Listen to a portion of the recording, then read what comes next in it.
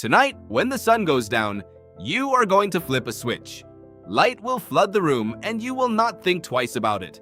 But for 99.9% of human history, that switch did not exist. And the moment the sun disappeared, something ancient and completely different began. Your ancestors did not go to sleep.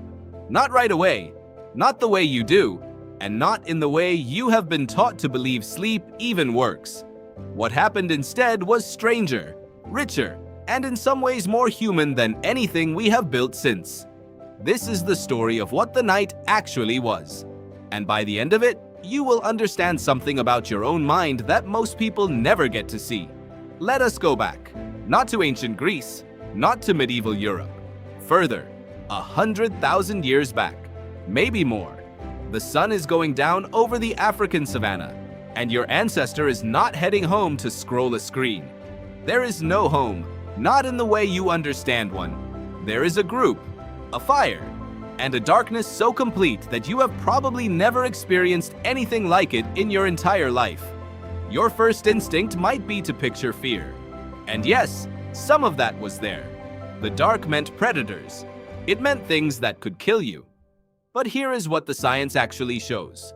Jerome Siegel is an anthropologist and sleep researcher at UCLA.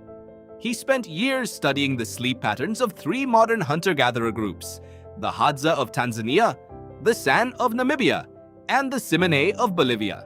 These are people whose lives most closely resemble what your ancestors experienced for hundreds of thousands of years. And what he found broke almost every assumption you carry about sleep. These groups did not go to sleep when the sun went down. They stayed awake for hours. On average, they did not fall asleep until about 3 hours after sunset, and they woke before sunrise, not after it. Their total sleep time was between 6.5 and 7.5 hours, not the 8 we have been told we need, not the 10 that ancient humans supposedly got because life was simpler, less, and they were not tired. But here is the part that changes everything. What were they doing in those hours between sunset and sleep? They were talking, not whispering, not quickly exchanging information about tomorrow's hunt. They were telling stories.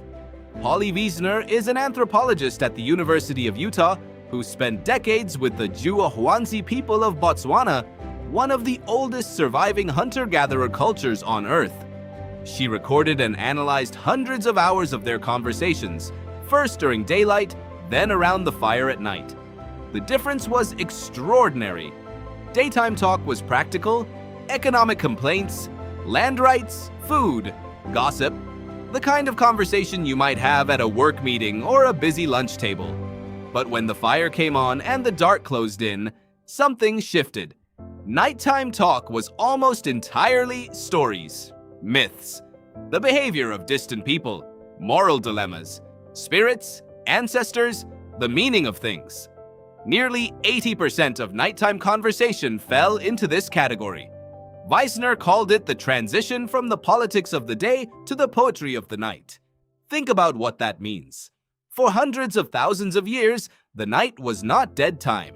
It was not just sleep time. It was the time when your species built the invisible architecture that held everything together. The stories told around a fire were not entertainment. They were the operating system of the culture. They passed down who you were, what you believed, what you owed each other, and what was worth dying for. Language itself may have evolved not primarily to negotiate resources, but to survive the dark. And then there is the fire. Humans have controlled fire for at least 400,000 years, possibly much longer. But fire did more than keep predators at a distance. It did something to your brain that no other animal on Earth had ever experienced.